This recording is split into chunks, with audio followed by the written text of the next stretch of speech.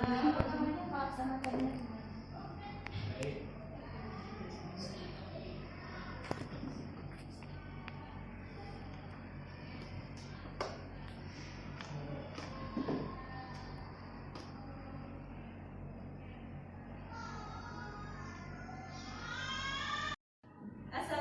warahmatullahi wabarakatuh. Waalaikumsalam warahmatullahi wabarakatuh. Alhamdulillahirrahmanirrahim. Wassalatu wassalamu ala rasulillah wa ala alihi wasallam.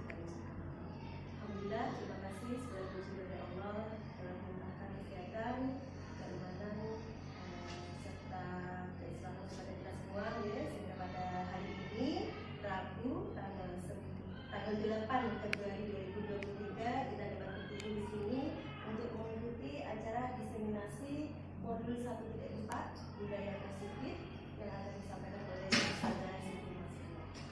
Terima kasih. Kemudian tak lupa selawat serta salam mari kita sampaikan kepada junjungan kita, iswa kita Nabi Islam Muhammad Sallallahu Alaihi Wasallam yang telah membawa kita untuk menuju jalan yang terang benderang dan semoga nanti kita semua mendapat syafaat dari kita. Amin. Terima kasih kami sampaikan kepada Ustazah yang bersedia hadir pada pagi hari ini. Semoga hari ini membawa manfaat untuk kita semua, Gus. Amin. Terima kasih. Masih semangat semua? Semangat. Bagaimana kabarnya hari ini? Alhamdulillah, luar biasa. Allahu Akbar. Alhamdulillah, terima kasih. Baik, untuk selanjutnya kami silakan kepada Ustazah Siti Masrur untuk menyampaikan diseminasi pada hari ini mengenai budaya positif. Terima kasih Ustazah Rita. Assalamualaikum warahmatullahi wabarakatuh. Waalaikumsalam warahmatullahi wabarakatuh. Bagaimana kabarnya hari ini Ustazah? Alhamdulillah, luar biasa. Allahu Akbar. Alhamdulillah, kita panjatkan bersyukur kepada Allah Subhanahu wa taala karena pada kesempatan hari ini kita bisa mengadakan kegiatan belajar mengajar khususnya hari ini ya Ustazah. Terima kasih di sela-sela itu sudah menyempatkan waktunya untuk mengikuti acara diseminasi yang diselenggarakan hari ini. Terima kasih Ustazah, ini termasuk salah satu dari tugas CGP.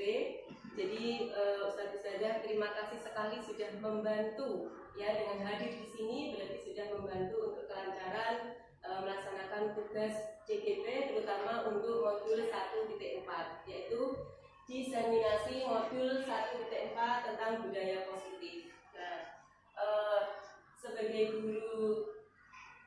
calon guru penggerak, apa saja yang sudah saya dapatkan itu untuk disampaikan kepada semua rekan-rekan ustadz-ustadzah yang ada di lingkungan sekolah SD Gus Rahmat supaya nanti bisa membantu, mendukung, berkolaborasi untuk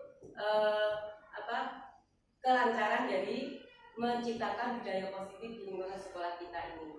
Amin. Nah ini selanjutnya materi atau topik apa saja yang sudah didapatkan oleh seorang calon guru penggerak yang harus disampaikan kepada rekan-rekan semua. Yang pertama tentang disiplin positif dan nilai-nilai kebajikan universal.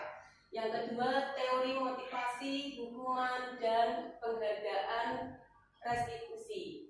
Yang ketiga keyakinan kelas. Yang keempat restitusi dan 5 posisi kontrol. Dan yang terakhir tentang restitusi, segitiga restitusi. Nah itu topik-topik yang didapatkan di modul 1.4. Nah ketika kita mendengar kata disiplin, pasti yang terlintas di pikiran kita itu tentang peraturan yang tidak nyaman, peraturan yang tidak mengenakan semua pihak. Nah untuk itu kita belajar di budaya positif ini apa saja nanti yang bisa merubah kita supaya menjadi guru penggerak yang menggerakkan dan bisa membuat suasana nyaman untuk kegiatan pembelajaran anak-anak didik kita ke depannya. Nah ini yang pertama mengenai capaian umum. Nah memahami konsep pendidikan menurut Ki Hajar Dewantara itu pendidikan itu ya harus bisa membuat merdeka murid. Nah, merdeka itu dalam hal bagaimana nanti lebih jelasnya akan saya lanjutkan di sini ya. Yang pertama tentang perubahan paradigma. Ini ada, silahkan dibaca dulu Ustazah. Nah, ini ada seorang, misalnya sebut A dan B gitu ya. Nah, semuanya sudah menyiapkan kertas ya. Coba misalnya ini, menuliskan sesuatu yang diinginkan, menuliskan sesuatu impiannya apa. Nah, mungkin ada yang nggak bawa kertas. Nah, ini coba kita praktek dulu ya, biar kita tidak tegang. Nah, coba kita ini dulu, bagaimana nanti kita masuk ke teori-teori yang akan kita pelajari, kita sampaikan, kita lakukan dalam kehidupan belajar mengajar. Nah, misalnya ini ada A dan B, misalnya ini dua-dua ya, ada teman A, teman B. Nah, di situ menuliskan sebuah impian, misalnya menginginkan apa yang diharapkan, apa yang diinginkan. Silakan ditulis di secari kertas itu.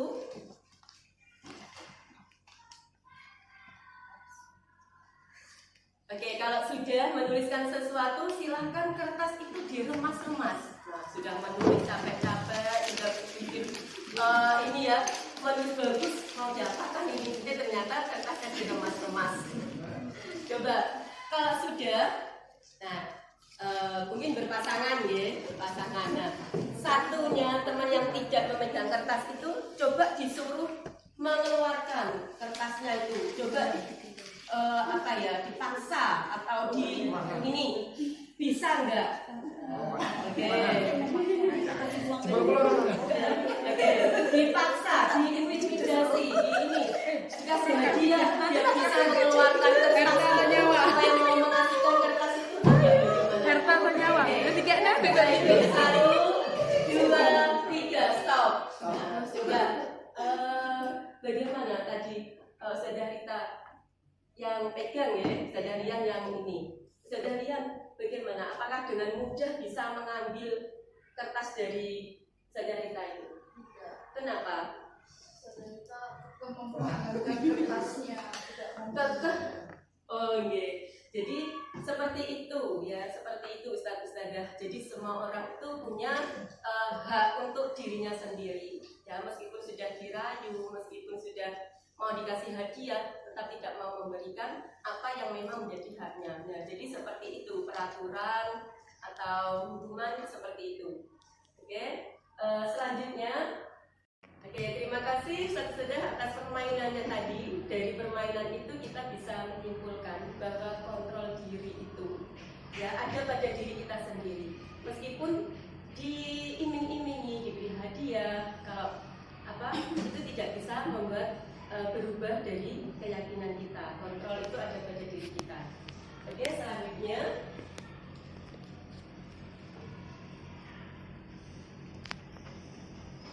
Perubahan paradigma teori kontrol.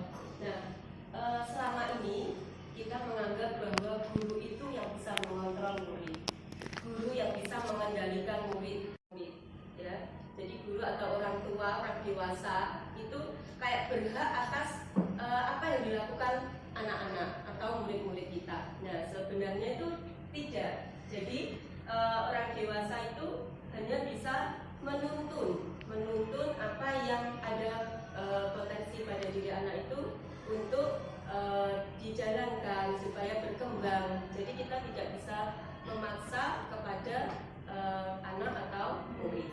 Ya, meskipun kita orang dewasa, guru yang berkuasa atas anak-anak ya. Jadi kita mulai sekarang paradigma itu kita ini ya, dengan adanya pelatihan, adanya diseminasi ini, jadi kita mulai sedikit-sedikit kontrol atau orang dewasa, guru itu tidak bisa berkuasa penuh terhadap anak-anak. Oke.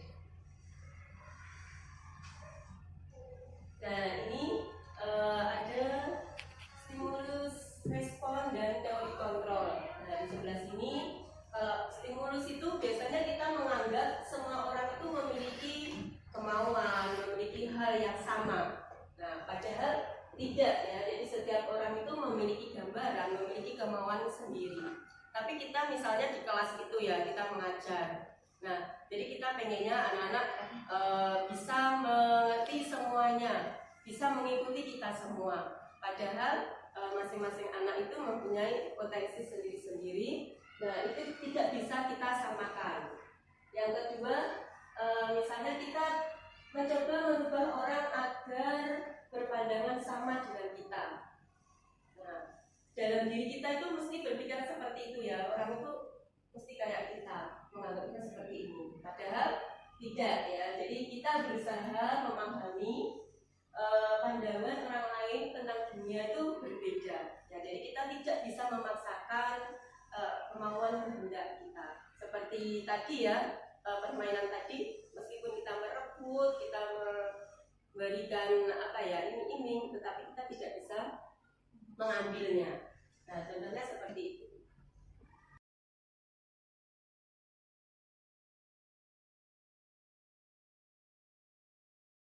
Selanjutnya, apakah makna disiplin? Nah, bisa-bisa ketika kita mendengar kata disiplin, pasti apa yang terlintas di benak kita? Nah, pasti ketidaknyamanan. Misalnya biasa yang sering kita ini ya, disiplin masuk sekolah jam 7. Nah, itu kadang membuat kita tidak nyaman. Dalam kondisi apapun kita harus datang tepat waktu jam 7. Nah, itu kan membuat kita tidak nyaman ya.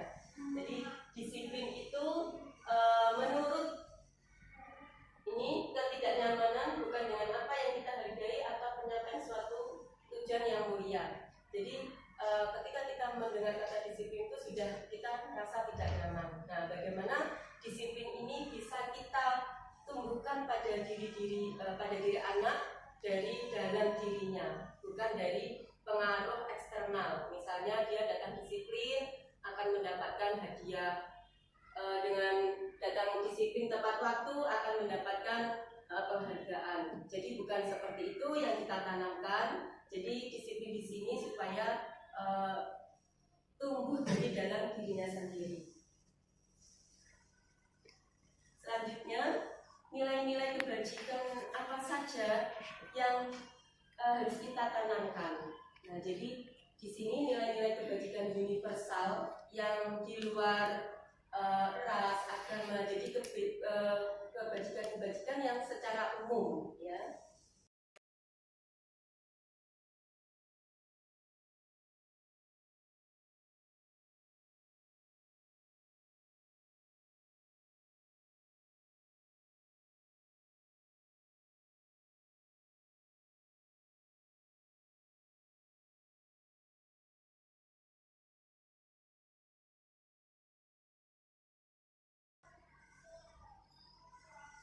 Oke, selanjutnya tentang motivasi perilaku manusia. Mari Ustaz-Ustazah kita tanyakan pada diri kita sendiri. Nah, mengapa kita melakukan segala sesuatu itu? Ketika kita melaksanakan mengajar, datang tepat waktu, mengajar dengan nyaman, apakah itu tumbuh dari dalam diri kita sendiri atau karena kita ingin dapat penghargaan dari kepala sekolah atau ingin dapat kenaikan gaji dan lain sebagainya. Nah, jadi yang kita tumbuhkan motivasi dari diri kita itu yang mana nanti? Nah, jadi Ustaz-Ustazah selama ini kita melakukan sesuatu itu motivasi yang mana? Nah, ini ada ya. Nah, teori motivasi perilaku manusia. Nah, yang pertama, perilaku kita untuk menghindari ketidaknyamanan. Kalau datang terlambat nanti pasti dihukum. Kalau datang terlambat nanti pasti kita ya Ustazah di pinjam apa itu namanya? Pinjam itu ada. Nah, nanti yang suka datang terlambat kelihatan kayak gitu. Nah, itu nanti motivasi kita datang tepat waktu itu apa? Apakah hanya karena itu atau yang lain? Nah, yang kedua untuk mendapatkan imbalan dari orang lain. Nah, misalnya kita mengajar dengan baik, nanti dapat dapat penghargaan dari wali murid. Nah, misalnya seperti itu. Nah, jadi ini masih motivasi eksternal ya, Ustazah. Jadi misalnya kita mengajar datang tepat waktu karena takut sama kepala sekolah, nah itu berarti masih motivasi eksternal. Terus mengajar dengan baik, nanti dapat hadiah, nah itu masih motivasi eksternal ya. Nah jadi yang diharapkan ini Ustaz ya Ustaz Jen. Jadi yang jadi kita kembali kepada diri kita masih masuk motivasi yang mana nanti. Nah yang ketiga, motivasi untuk ini saya akan menjadi orang seperti apa saya itu. Nah jadi saya melakukan ini supaya apa ya, menjadi orang yang bagaimana. Nah itu merupakan motivasi internal yang harus kita tanamkan ke anak-anak ini satu saja. Jadi anak-anak itu datang tepat waktu, mengerjakan PR, itu motivasinya apa? Apa karena mereka ingin dapat nilai 100, dapat bintang, atau yang lain. Nah jadi yang ingin kita tanamkan di sini satu saja supaya anak-anak itu mempunyai motivasi internal. Jadi mereka melakukan sesuatu itu tidak hanya ingin mendapatkan nilai 100 atau mendapatkan bintang atau hadiah dari orang tua. Misalnya pas ulangan, misalnya oh ya ini ulangan, kenapa kamu kok ini sedih? Ini terus nanti kalau aku ulangannya nggak dapat 100 nggak dapat hadiah. Nah berarti itu masih masuk motivasi apa Ustaz? Masih apa? Internal atau eksternal? Eksternal. Ya betul sekali. Karena apa? Tepuk tangan bagi kita semuanya. Karena apa? Dia ulangan harian ingin dapat nilai 100 karena nanti dapat hadiah. Jadi yang ingin kita tanamkan di pembelajaran selanjutnya, saja setelah kita belajar ini ya, bagaimana anak itu datang tepat waktu itu karena memang dia ingin menjadi orang yang disiplin, bukan karena ingin dapat hadiah. Dia belajar bukan karena ingin mendapatkan hadiah, tapi karena ingin mendapatkan ilmu untuk masa depannya. Nah ini tentang motivasi perilaku manusia. Selanjutnya, nah ini menurut Ki Hajar Dewantara Ustaz, merdeka itu artinya tidak hanya terlepas dari perintah, akan tetapi juga dapat membuat memerintah diri sendiri. Jadi kita itu kalau masih takut diperintah orang lain itu berarti kita belum merdeka Ustaz. Jadi yang kita tanamkan ke anak-anak, mereka melakukan sesuatu itu ya karena dari dirinya sendiri, bukan karena diperintah orang ustazahnya, diperintah orang tua. Nah itu kita mulai rubah paradigma seperti itu.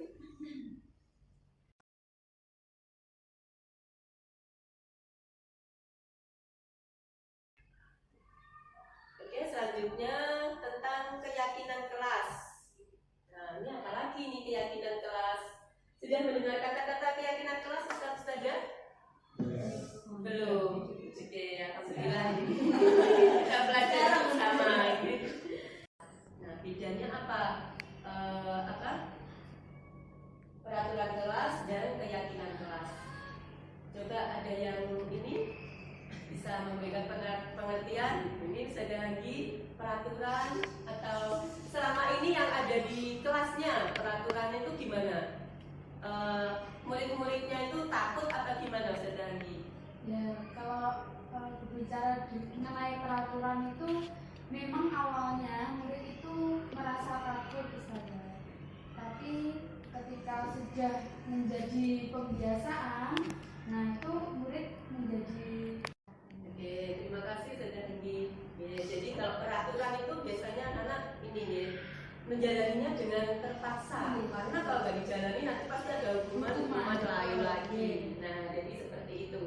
Jadi kita mencoba menanamkan keyakinan kelas pada anak-anak. Keyakinan itu dibuat dari kesepakatan. Jadi mereka yang membuat dengan kesepakatan. Nah, dengan kesepakatan itu maka mereka akan menjalankan keyakinan kelas itu dengan apa? Dengan senang, dengan nyaman ketika mereka mungkin melakukan pelanggaran seperti itu. Nah, jadi ini mengapa harus keyakinan kelas ya? Mengapa kita memiliki peraturan yang harus menggunakan helm? Nah, jadi pertama kita mungkin kalau tidak pakai helm ditilang, bayar mahal kayak gitu ya. Nah, tapi ketika kita sudah meyakini kalau itu menjadi keyakinan bersama, pakai helm itu bukan karena kita takut ditilang, tapi karena untuk keselamatan diri kita. Nah, jadi seperti itu ya. Kita membuat keyakinan kelas itu tujuannya seperti itu, supaya mereka menyadari, oh ini peraturan kita buat itu supaya kita menjadi seperti ini. Nah, selanjutnya pembentukan keyakinan sekolah atau di kelas ya. Keyakinan kelas bersifat lebih abstrak daripada peraturan. Apa yang harus kita lakukan ya anak-anak supaya anak-anak itu tertib kembali mengerjakan tugas, terus membawa BCH, itu apa yang kita lakukan. Nah, nanti anak-anak diberi kertas, nah untuk menuliskan, menuangkan keinginan apa yang mereka lakukan supaya lebih baik lagi. Nah, setelah itu nanti ditempel. Nah, jadi nanti jadi keyakinan kelas. Nah, seperti itu misalnya. Sebenarnya juga ini saya praktek ya, Ustaz-Ustazah. Nanti biar ini. Jadi keyakinan kelas itu lebih abstrak. Nah, ini kemarin saya sudah mencoba praktek di kelas saya ya, membuat keyakinan kelas. Jadi anak-anak itu pengen bagaimana kelasnya itu ketika pembelajaran nyaman. Jadi ketika pembelajaran, nah di sini anak-anak sudah menuliskan apa saja yang diinginkan. Nah, itu nanti kalau ada yang sama, nah berarti kita ambil salah satu. Nah, dari keyakinan kelas yang mereka bentuk, mereka sudah sepakati. Jadi alhamdulillah sekarang kelasnya sudah nyaman ya, Ustaz-Ustazah, karena mereka sendiri yang membuat peraturan atau keyakinan kelas itu. Nah, jadi nanti Ustaz-Ustazah setelah diseminasi ini bisa membuat keyakinan kelas supaya nanti ini kelasnya lebih nyaman karena mereka sendiri yang membuat keyakinan kelas itu. Nah, jadi ada yang matikan lampu. Nah, ini kan di kelas saya kebetulan cahayanya sudah lumayan ya, tapi kadang masih dinyalakan. Nah, ini ada yang matikan lampu, terus ada yang tertib ketika pembelajaran. Nah, ini mungkin kalau ada temannya yang ngobrol, terus ini nggak nyaman, nah mereka membuat keyakinan seperti itu. Oke, selanjutnya, nah ini bedanya peraturan dan keyakinan kelas. Nah, bisa diamati sudah nanti, misalnya nomor 1, selalu kembalikan buku ke tempatnya. Kalau peraturan seperti itu ya, kalimatnya, kata-katanya, nah, bisa diamati.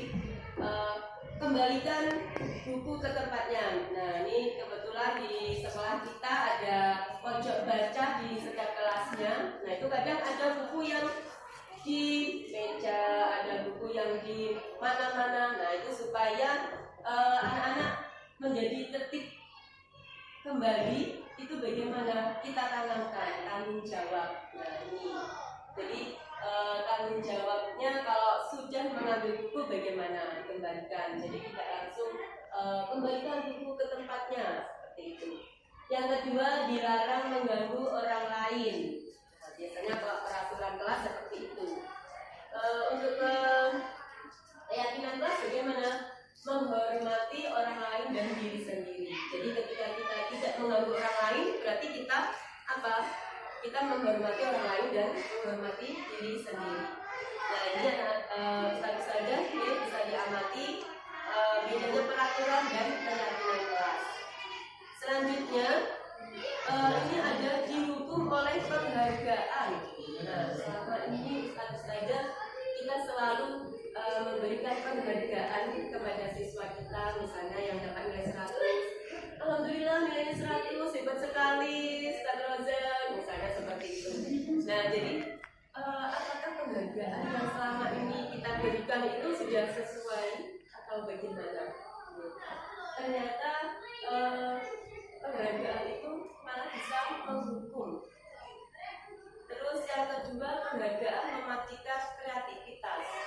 Selama ini kita mungkin belum menyadari nih, ketika kita memberikan penghargaan ternyata bisa ini malah mematikan kreativitas.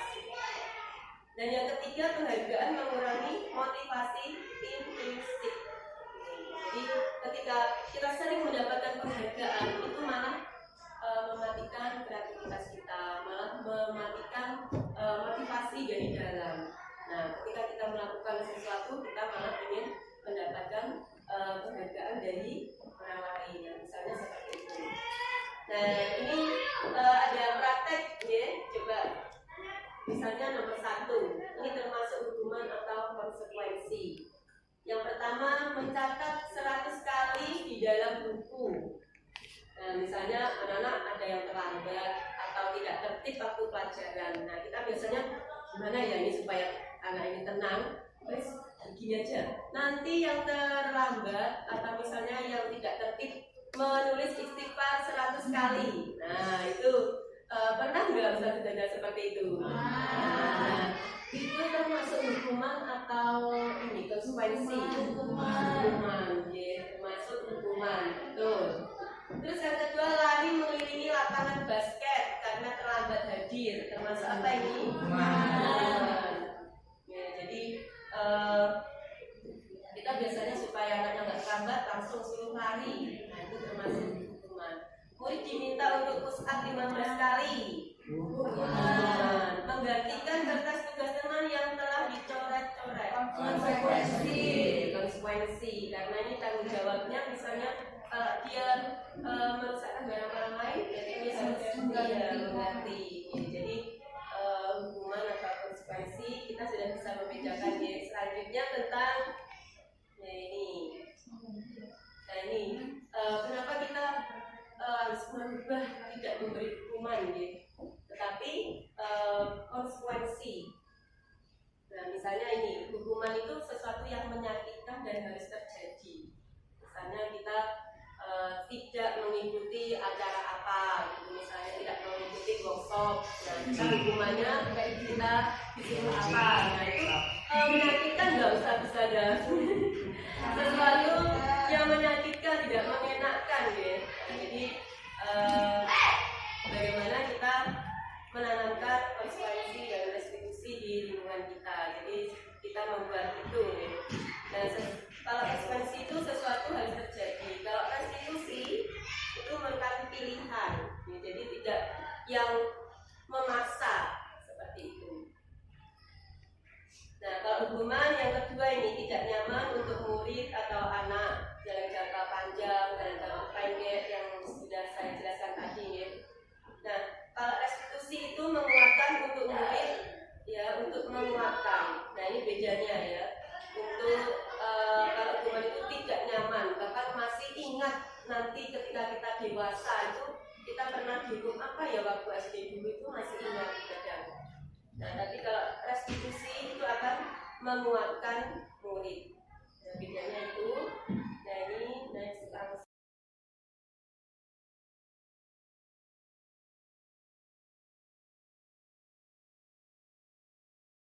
Assalamualaikum warahmatullahi wabarakatuh.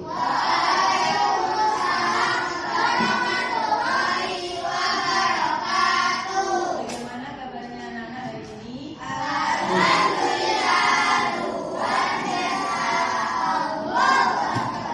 Sudah sarapan semua hari ini? Belum. Nah, jadi bawa bekal. Oke, biasanya setelah ngaji, ya, kalian setelah ngaji ada waktu istirahat untuk sarapan. Oke, yang belum sarapan harus tetap semangat. Coba biar fokus dan semangat. Sudah punya tepuk, ya, namanya tepuk lampu merah. Nah, ada yang tahu lampu merah? Tahu dong, setiap hari kan kalian melewati jalan raya, nah, itu ada lampu merah. Nah, kalau lampu merah berarti harus apa? Nanti kalau kuning siap-siap. Kalau hijau jalan lurus, tapi jangan ngebut dulu, ya. Di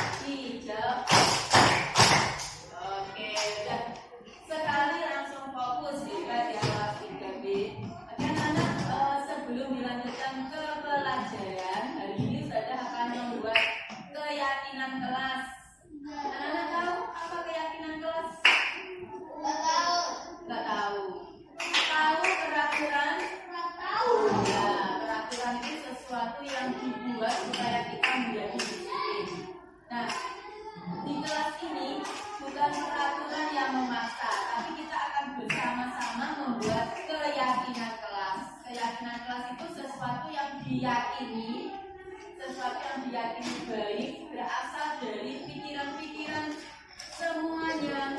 Ya, jadi semuanya nanti boleh usul punya keyakinan kelas apa.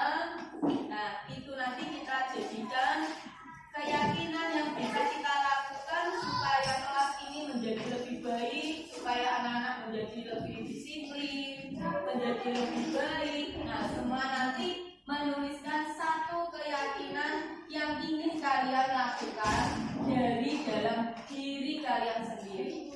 Nah, keyakinan itu berasal dari apa? Keyakinan, motivasi dari diri kalian sendiri, bukan paksaan dari wisada atau paksaan dari sekolah.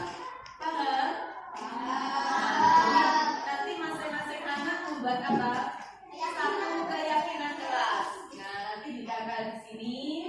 Semuanya nanti tahu keyakinan kelas apa yang akan kita bangun, yang akan kita setujui, yang akan kita lakukan di dalam kelas ini, supaya pembelajaran, supaya kalian menjadi nyaman, belajarnya nyaman, enak, semuanya fokus. Bisa ya? Oke, sekarang saya mau membagikan kertas. Nah, ini kertasnya bentuknya apa ini? Nah, ini nanti kalian akan menjadi anak-anak yang cinta belajar, anak-anak yang cinta disiplin, anak-anak yang cinta akan kerukunan, anak-anak yang akan cinta belajar sepanjang hayat. Nah, semuanya nanti dituliskan di sini ya. Sudah minta tolong ketua kelas untuk membagikan ke teman-teman satu-satu saja. Siapkan pensilnya. Ini Mas Bil, ada minta tolong ya dibagi satu-satu. Nanti kalau temennya mau warna merah silahkan. Nah, nanti Mas Bil masukkan warna merah. Ini Mas Bil, ayo. Ada yang temennya mau warna kuning, nah silakan dikasih yang kuning, jangan yang pink. Kalau dia maunya hijau, ya silakan dikasih warna hijau. Ini Mas Bil, silakan diedarkan, dijalankan, dibagikan satu-satu. Dan juga akan memasang kertas. Ya, kita manfaatkan sebentar saja ambil isolasi ya. Nah, jadi kita kalau bisa memakai diagram yang sudah nggak dipakai bisa dimanfaatkan, kenapa tidak ya? Kalender yang kemarin nggak dipakai, kita bisa akan buat menempel nanti. Sudah dapat satu-satu masih temannya? Masih bisa agak cepat.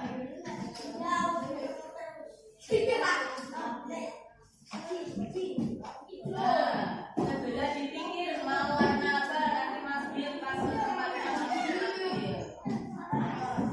Mas Dika bisa minta tolong isolasi.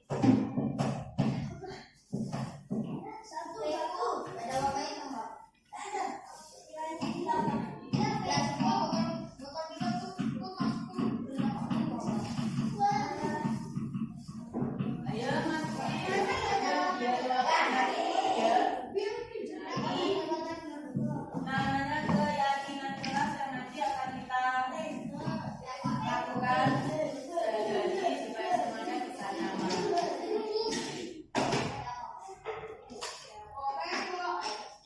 Ada yang belum dapat?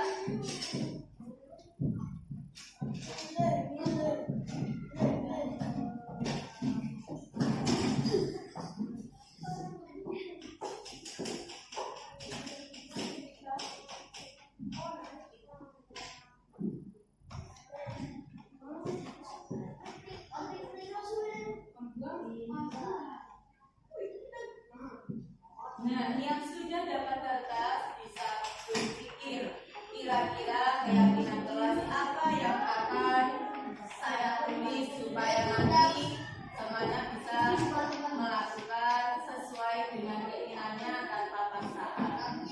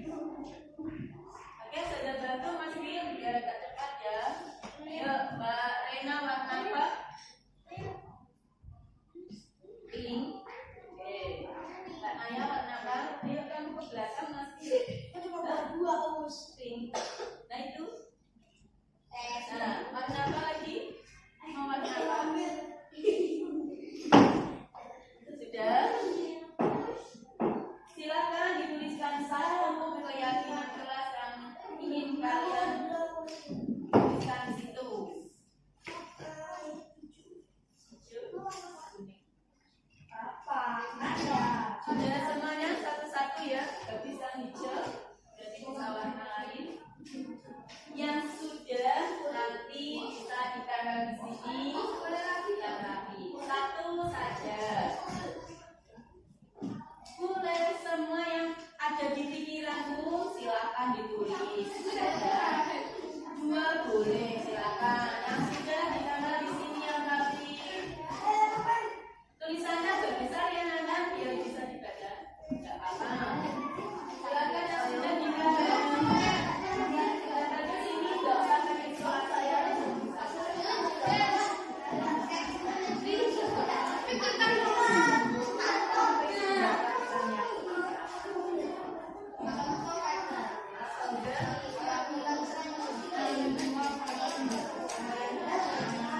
Boleh dikasih nama. Silakan, sudah itu sampai dua, satu, dua, yang sudah silakan ditambah.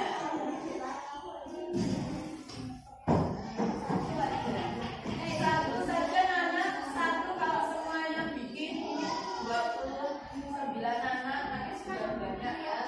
Cukup satu saja. Silakan ditambah gambarnya.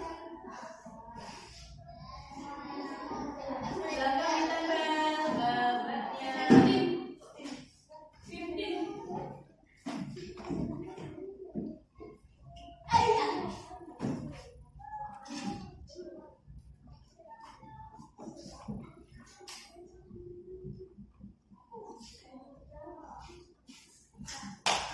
Sudah makanan, terima kasih yang sudah menempel.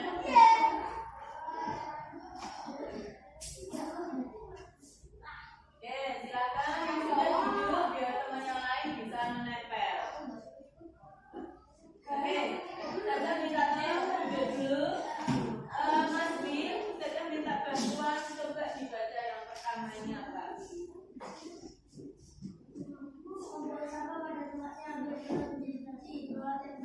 Sebentar, satu-satu. Agak keras, Mas Wil. Membuang sampah pada tempatnya. Nah, membuang sampah pada tempatnya supaya kelas menjadi suci. Nah, karena kelas silakan itu sudah nggak apa-apa. Nggak apa-apa. Baik, atau saya izin atau belajar. Nah, Pak berarti pengen menciptakan suasana kelas yang akan nyaman biar dapat belajar. Oke, apa sekali sini. Silakan duduk lagi, Mas Adit.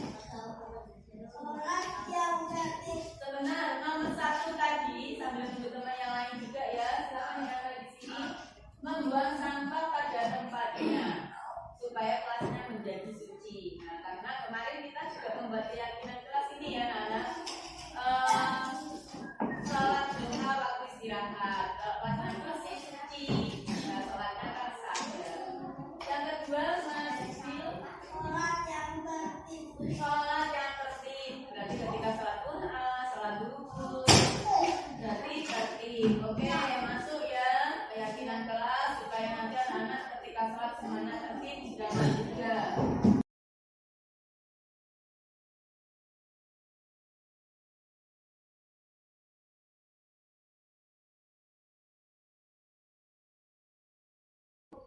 Kebutuhan dasar manusia. Jadi manusia itu mempunyai kebutuhan dasar yang harus dipenuhi, Ustaz-Ustazah. Ketika ada kebutuhan dasar yang tidak terpenuhi, maka nanti akan jadi apa nih, tindakan-tindakan di luar itu yang membuat mereka bagaimana terpenuhi kebutuhan itu.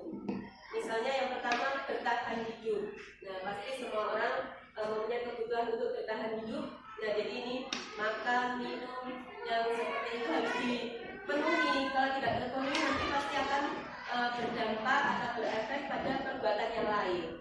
Yang kedua, kasih sayang dan rasa diterima. Jadi semua orang itu pasti mempunyai kebutuhan dasar, kasih sayang dan rasa diterima. Ketika di rumah misalnya ada siswa kita yang mungkin kurang kasih sayang, nah nanti di sekolah itu dia itu akan mencari perhatian, ya.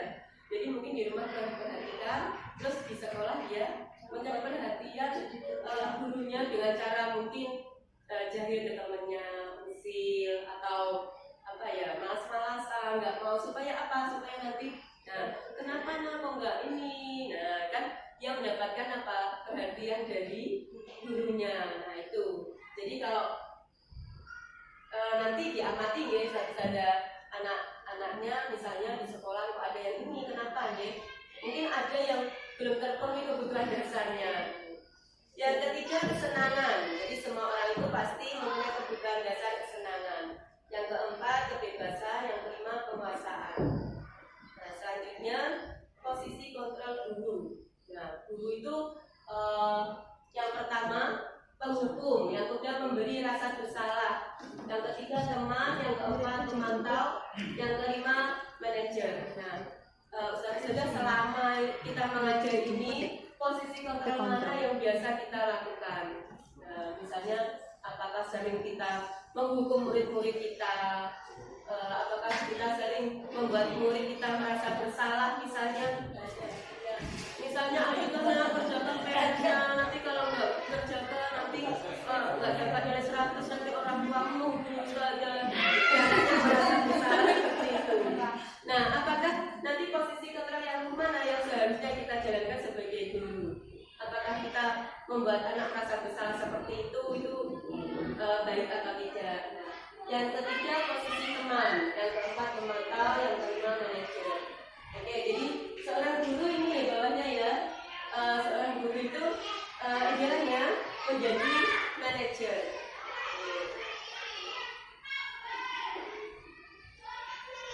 Nah ini, kalau guru sebagai penghukum itu mesti ini ya, kata-katanya menghati, menunjuk, menyakitkan. Misalnya, kenapa kamu tadi terlambat? Nah, seperti itu. Ya.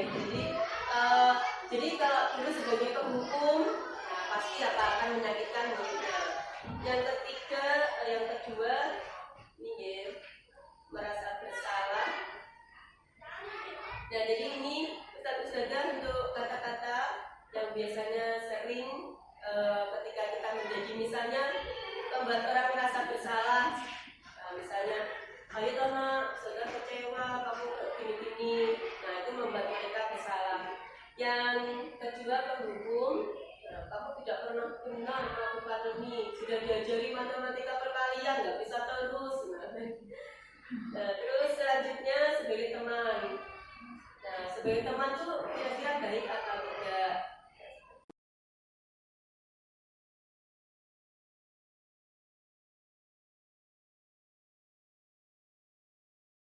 Untuk memperbaiki kesalahan mereka, sehingga mereka bisa kembali ke kelompok mereka lagi. Jadi restitusi itu biasanya kita ini ya, hukuman sama konsekuensi, nah seperti itu. Nah jadi selanjutnya ke restitusi. Restitusi ini lebih ke bagaimana murid itu bisa menyelesaikan masalah. Misalnya terlambat. Kalau ada anak terlambat, biasanya kita ini ya nggak boleh masuk, nunggu di luar 5 menit, doa dulu. Nah seperti itu.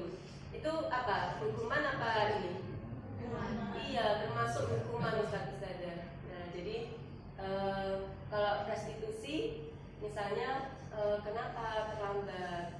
Apa nanti yang membuat kalian bisa nggak terlambat? Apa yang bisa dilakukan? Jadi lebih seperti itu, ya. Oke, selanjutnya restitusi juga proses kolaboratif antara orang tua, guru, sama anak. Kalau hukuman biasanya ini ya, kita membuat peraturan dari sepihak, satu pihak. Kalau restitusi itu lebih dari kolaborasi antara murid dan guru. Nah, ciri-cirinya restitusi apa saja? Kalau biasanya hukuman itu kan peraturan dari sepihak ya. Kalau restitusi itu dari kesepakatan. Nah, itu ciri-cirinya apa saja? Yang pertama, bukan untuk menebus kesalahan. Nah, jadi anak-anak misalnya ada yang ada yang terlambat gitu ya, silakan tunggu di luar, doa dulu. Nah, itu menebus kesalahannya dengan tunggu di luar. Nah, kalau restitusi itu ini belajar untuk menyadari kesalahannya. Kenapa kok tadi terlambat? Apa yang nanti harus aku lakukan supaya tidak terlambat lagi? Yang kedua, memperbaiki hubungan. Nah, biasanya kalau hukuman itu kan menyakitkan si yang dihukum. Nah, kita yang memberi hukuman tidak terasa ya, Ustaz-Ustazah, terasa kita menghukum ya udah, kita nggak menerima dampaknya. Tetapi yang dihukum itu akan ada jangka panjang, jangka pendek, sama merusak hubungan juga. Nah, jadi restitusi ini tidak seperti itu, tapi memperbaiki hubungan. Yang ketiga, tawaran bukan paksaan. Jadi ada tawaran antara murid dan guru. Selanjutnya, restitusi juga mencari kebutuhan dasar yang mendasari tindakan. Jadi digali terus kenapa seperti itu. Jadi nanti akan muncul solusi-solusi untuk perbaikan. Nah, ini ada 9 ciri-ciri restitusi ya, bisa dilihat, bisa ada. Nah, ini yang terakhir nomor 9 ini, restitusi mengembalikan murid yang berbuat salah pada kelompoknya. Jadi ketika sudah digali, nah ketika ada anak yang dihukum itu biasanya ini ya, merasa malu, merasa nggak mau bergabung lagi. Nah, untuk restitusi ini akan mengembalikan murid itu menjadi orang yang tidak aku dikucilkan, tidak seperti itu. Lanjut guys, Ustazah, tentang segitiga restitusi. Nah, segitiga restitusi dapat kita gunakan untuk menyelesaikan masalah siswa. Nah, ini segitiga restitusi ini terdiri dari 3 tahapan. Yang pertama, menstabilkan identitas. Yang kedua, tindakan yang salah. Yang ketiga, menanyakan keyakinan. Langkah-langkahnya seperti ini guys, Ustazah.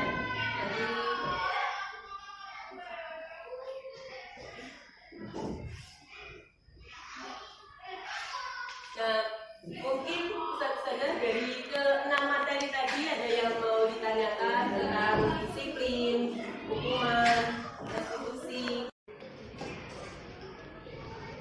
atau mungkin ini deh nanti langsung dipraktekkan saja. Nanti kalau misalnya ada sesuatu nanti kita belajar di sana lagi. Mungkin itu yang bisa saya sampaikan. Ustazah kurang lebihnya mohon maaf. Kita belajar bersama-sama. Mudah-mudahan kita menjadi guru yang bergerak, tergerak, dan bisa menggerakkan semangat untuk kita semua. Terima kasih atas waktunya Ustazah hari ini. Mudah-mudahan kita selalu diberi kesehatan sehingga kita bisa menjadi guru pembelajar sepanjang hayat. Terima kasih. Saya akhiri. Assalamualaikum warahmatullahi wabarakatuh. Waalaikumsalam warahmatullahi wabarakatuh. Untuk kita semua, Ustazah sebagai pendukung ya, untuk kita memberikan dan melayani anak-anak sebagai guru, karena guru selain sebagai orang tua, pengganti orang tua anak di sekolah, kita juga sebagai pelayan anak-anak. Jadi memberikan servis yang baik, menyelenggarakan pembelajaran yang menyenangkan. Tentunya tidak hanya senang untuk gurunya ya, gurunya senang game, ternyata anaknya enggak. Jadi semoga bisa menyenangkan untuk semuanya gitu, belajar bersama dengan anak-anak, tidak hanya meminta pengertian dari anak-anak untuk mengikuti strategi pembelajaran kita. Dan sebagai informasi saja Ustazah, ini materi yang diterima oleh Ustazah Roh ini sebenarnya untuk 2 pekan. Jadi kurang dari 60 menit disampaikan kepada panjenengan semuanya. Jadi semoga tidak meledos ya. Semoga bisa tertampung dengan baik. Jika ada yang kurang jelas mungkin nanti bisa ditanyakan kembali kepada Ustazah Roh, kita bisa bersama-sama belajar kembali. Kemudian semoga bermanfaat. Terima kasih sekali lagi atas kehadirannya. Kami akhiri. Wassalamualaikum.